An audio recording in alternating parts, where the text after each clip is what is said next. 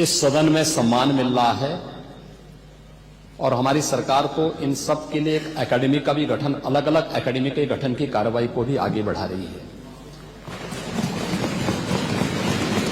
ये सभी हिंदी की उपभाषाएं हैं, यानी हिंदी की बेटियां हैं। भाषा की समृद्धि के आधार है और हमें इसका स्वागत करना चाहिए। ये सदन साहित्य केवल विशुद्ध साहित्यिक और व्याकरण से के विद्वानों की नहीं है, आम जन का प्रतिनिधित्व करने वाले माननीय सदस्य समाज के विभिन्न तबके से आए हैं। अंतिम पायदान पर बैठे हुए व्यक्ति की आवाज को भी इस सदन में मुखरता मिले, इसके लिए अगर किसी को हिंदी में वह धारा प्रवाह नहीं बोल सकता तो उसको भोजपुरी में भी अपनी बात को रखने का अधिकार मिलना चाहिए। अवधी में, ब्रज में या बुंदेलखंडी में उसको रखने का अधिकार मिलना चाहिए। ये कौन सी बात हो गई कि भोजपुरी में न बोले, अवधी में न बोले, इसका विरोध है, विरोध अंग्रेजी का, बुंदेलखंडी में न बोले और उर्दू की आप वकालत कर रहे हैं। ये बड़ी विचित्र बात है। आप मुझे बताइए, मैं इसीलिए कहता हूं कि आप समाजवादियों का चरित्र ही इतना दोहरा हो चुका है, इतना दोहरा हो चुका है कि अपने बच्चों को भेजेंगे इंग्लिश पब्लिक स्कूल में और दूसरों के बच्चों को बोलेंगे कि एक गांव के उस विद्यालय में पढ़े जहां संसाधन भी नहीं है। ये दोहरा आचरण और जाकी रही भावना जैसी प्रभु मूर्ति देखी तिन कैसी, यह तो आचरण आप लोगों का है।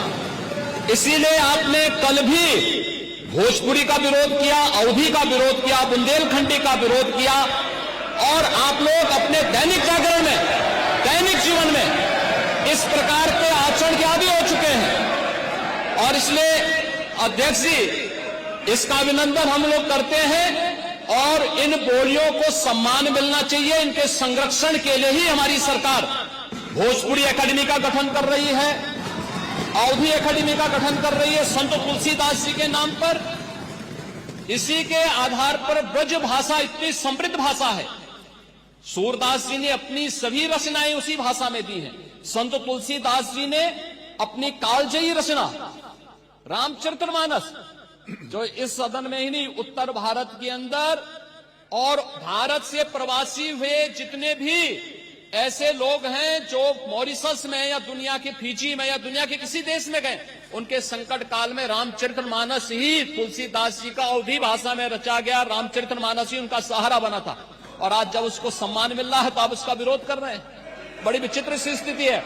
आप हर अच्छे कार्य का समाज, आज के यही ढोंग है आप लोगों का, यही ढोंग है।